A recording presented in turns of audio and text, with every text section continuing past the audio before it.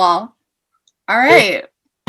Well, hello. I'm Maria, and I'm an alcoholic. And I found out I was doing this 5 seconds ago, so which is probably for the best, honestly. Thoughts and prayers to whatever's about to come out of my mouth. I am an alcoholic. I have a sobriety date of January 8th, 2014. Just celebrated 7 years, which is crazy. 5D is my home group. I've had several service positions here. I'm currently the intergroup rep. I am a sponsor. I sponsor women. I know one is in this room, and she's amazing. And I am sponsored by someone who is also a home group member on this meeting and probably present somewhere in the vicinity. So yeah, those are some qualifications about me. The last time I spoke at this meeting, oh, there she is. The last time I spoke at this meeting, I didn't get sober. So I'll try to get sober this time when I speak. So yeah, I mean, my story is not that exciting. On the outside, I had a really normal childhood. I had, a normal family, with a good relationship with my parents and a sister and all that. But inwardly, I had like all this stuff going on that I wasn't aware of. And I wouldn't know about till like much later. One of that was alcoholism. One of those was alcoholism that had yet been ignited, and along with a bunch of other outside issues. I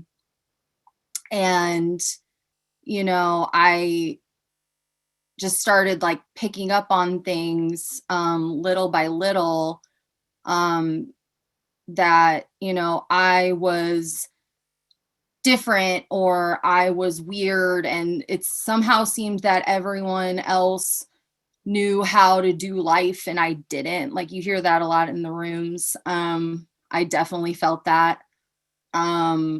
I always felt like I was on the outside looking in, or I didn't, everyone says like I didn't get the textbook to life or whatever. I always felt that way.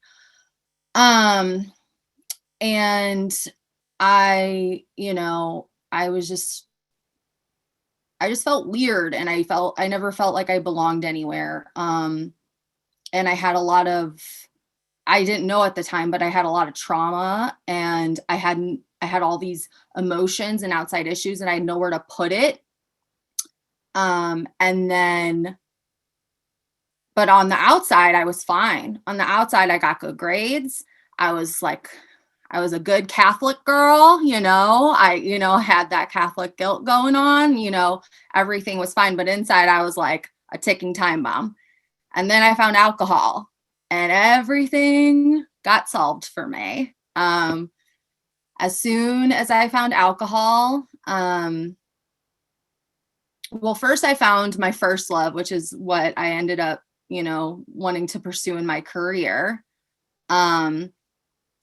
And that was nice at first. That would have been a nice trajectory and a nice story. But then alcohol came along, and I was like, oh, I'm going to do this instead. This is way more fun. So I kind of got a late start for most people and young people's. I didn't really start drinking till I was like 16, 17. And again, like, everything on the outside for a very long time looked fine because I was always hanging out with the people who partied, and I always made it to school. I always got good grades. But inwardly, I was like drinking. I was always thinking about when the next drink was going to come. Even if I did stop, I didn't want to stop.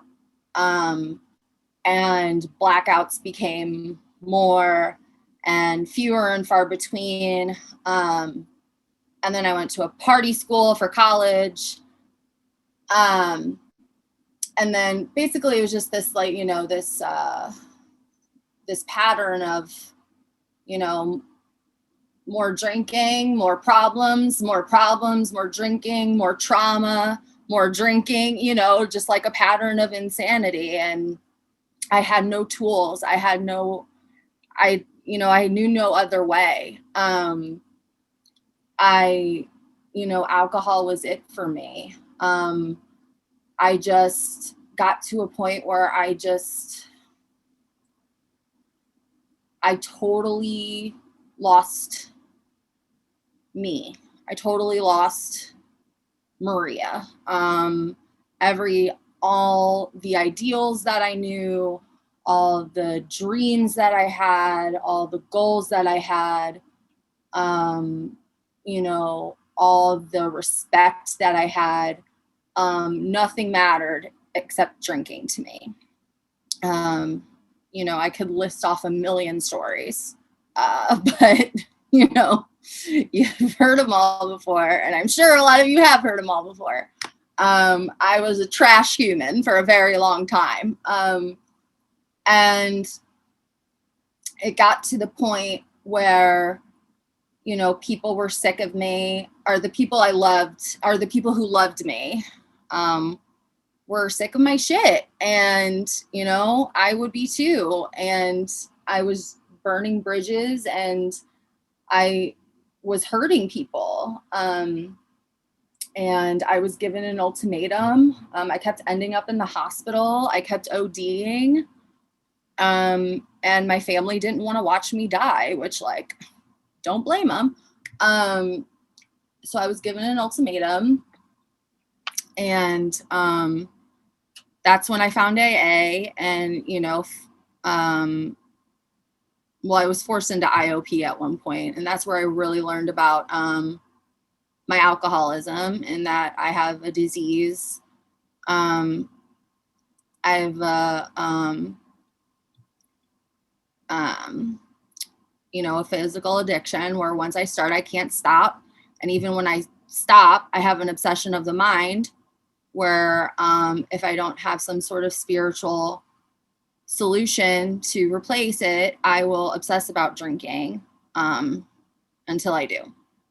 So, but if you've read our literature in the big book, self-knowledge will get you nowhere. So I knew for a long time that I was an alcoholic. And I carried that with me for a good year, like my last year of drinking and using. But I thought there's got to be some way. There's got to be some way that I can do this. There has to be some way that I, Maria, have not figured out how to crack this and like figure out how to be able to drink. And after completely, hitting rock bottom after rock bottom, and,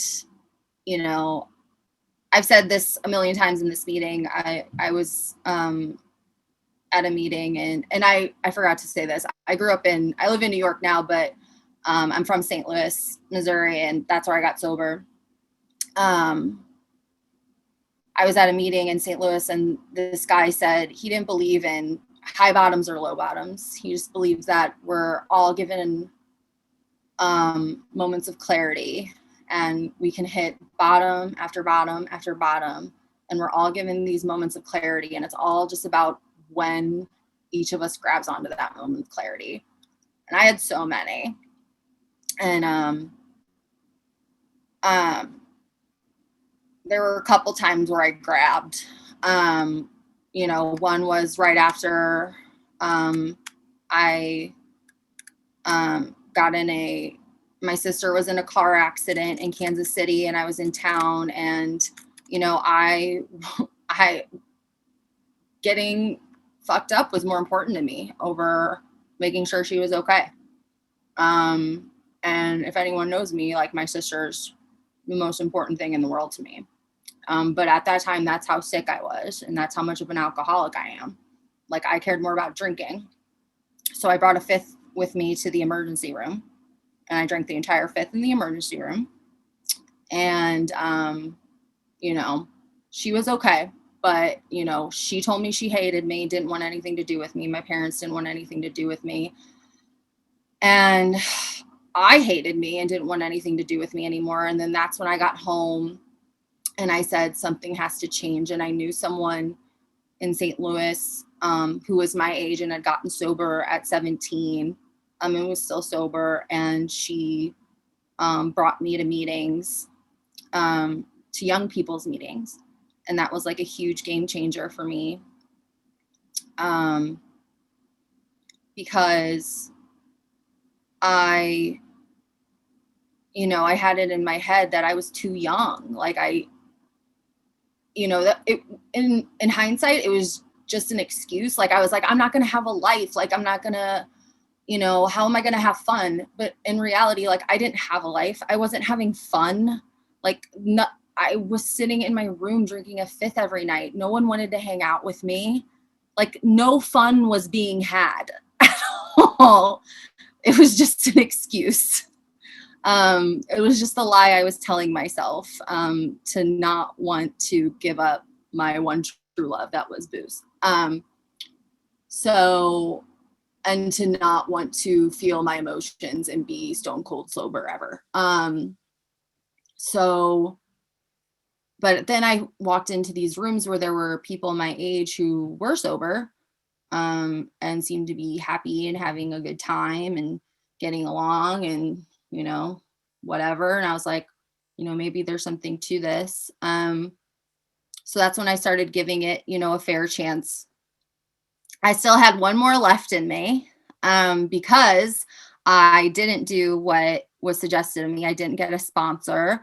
I didn't start working steps. I didn't talk to people. I always forget to talk about this, and I brought it up in a meeting the other day. I would go to meetings, and every single time I would say that this is my first meeting ever. Like every time. It was the same meeting. I had been there multiple times. And I would say every time, oh yeah, this is my first AA meeting ever. Like, what? No, you weirdo. Like, that's how like weird I was about like wanting to like meet new people. Like, no, don't get to know me. Like, I'm new here. I'm just going to come in and like leave. Like, please do not get to know me. So, I went out with some people. It's a very infamous story. It was at the Backstreet Boys concert, followed by TGI Fridays. I really went out with a bang. But I was there. The people I was there with knew I was sober. They weren't trying to pressure me into drinking, but a drink was in front of me. And without a blip in my mind, I freaking took it because I had no defense against the next drink. And it wasn't even that bad of a night. Like it was like totally fine. I was totally chill, but I got home and I was like, I'm done. I'm done. I'm good. I just had that moment of clarity and I was like, yep, I'm ready. So I came to the rooms, I got a sponsor, and I started doing the deal. And I was literally at that point, I always try to remember and like put myself back in that place of like what I was like when I first came in the rooms. And I was just pretty much just like a lost puppy. Like, I'm like, just tell me what to do. Like, just tell me what to do. Like, I will do anything. And that's why I just like, whenever I see, especially new women, I just like go to them and I'm like, take my number, because I would have done anything you told me to do. I was so impressionable. I'm like, give me your number. Like, talk to me, because we are just so impressionable. So yeah, if you're new, like, take my number. But yeah, so I got a sponsor and she started taking me through the steps immediately. People ask all the time how you get a sponsor. I literally walked up to the one person I knew. I was like, hey, I need a sponsor. She was like, hey, Jory, are you sponsoring? She was like, yeah. She's like, hey, here's your new sponsor. And that was that. And she was my sponsor for 5 years. That doesn't usually happen like that, but that was my deal. And I started hanging out with people after. it was so freaking awkward and I hated it and I wanted to die, but I did it. I was really lucky because when I came in, I actually came in with this like huge group of people. We always joke because the week I got sober, we were like, I don't know what happened the week between January 1st and January 1st and January 7th of 2014, but a huge group of us came in that week. And that was like, we were just like a crew and we just like rode around together. And you know, that's where I learned about fellowship. So someone brought this up in a meeting the other day, and I feel like, and I'm glad they brought it up because I needed to be reminded of it, but and I don't hear it be talked about a lot, but there's 3 legacies in AA. If you have a coin, they're on the coins. It's on the triangle, and it's service, unity, and recovery. And for me, if I feel off, it's because I'm missing one of those in mine. And, you know, service is service work. Recovery is, you know, working your steps, working with your sponsor, you know, working program. And unity is the fellowship. And my first year, AA,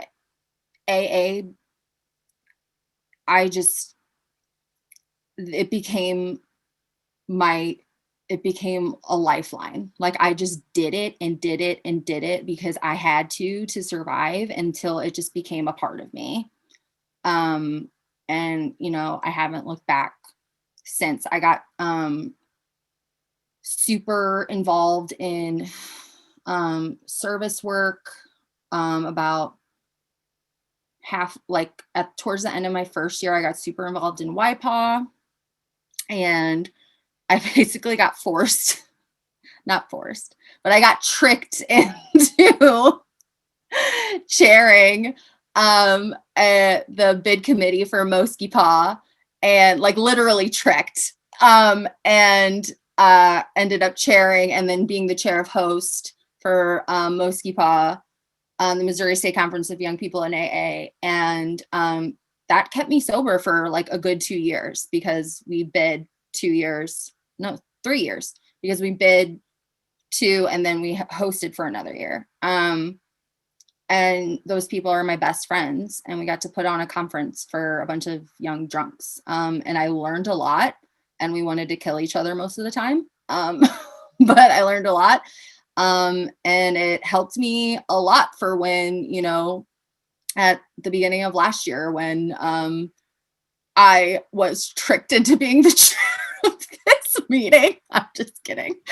But it helped me be prepared for that when, you know, everything crazy happened with that. But just kind of like what my spiritual maintenance looks like, I make sure I'm always doing some sort of step work. I always check in with my sponsor at least once a week. I have my meeting with my sponsor at least once a week. I pray.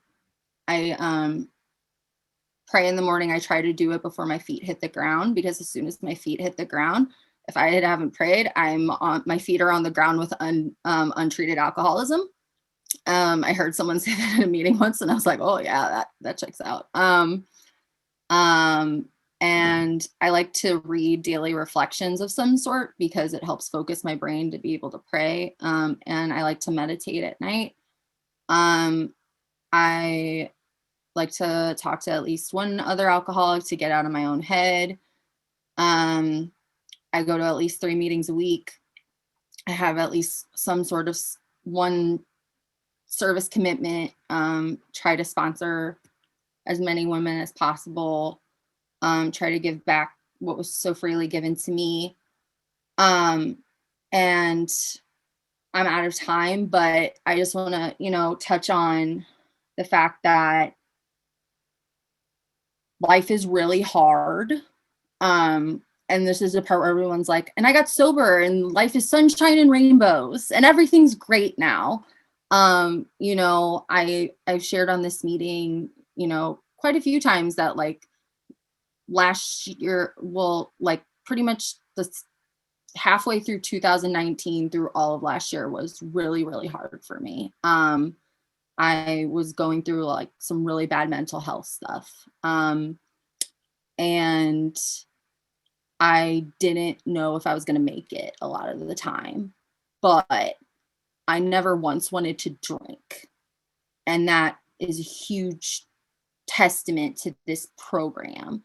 And I truly think the only reason I did make it was because of this program, because of the people in this program that helped me, and because I was told that it's okay to say, hey, I need help. The only reason, because I am a person that it is impossible to ask for help. It is because it was just ingrained in me that like, no, don't ask for help. Like, you can't do that. But it has been taught to me in these rooms, like, ask for help. You cannot do this alone. And because of this program, like, I got through it. And like, I'm here today that say it's not perfect. Like I'm not completely over the hill, but I'm so much better. And I'm so grateful, and I'm here. And if you're going through a hard time, just like, please reach out and ask for help, because I've seen things work. I write things down that I know have worked, that I've seen hope and that I've seen worked. And that's what helps me. And I've seen glimmers of those good moments and those happy moments that make it worth it. So just please, please, please, like, just reach out. We're here for you. So with that, I am super grateful, especially to this meeting. You guys completely saved my ass last year and the year before, and I love you guys. And I'm grateful for all of you, and that's all I got. Thanks.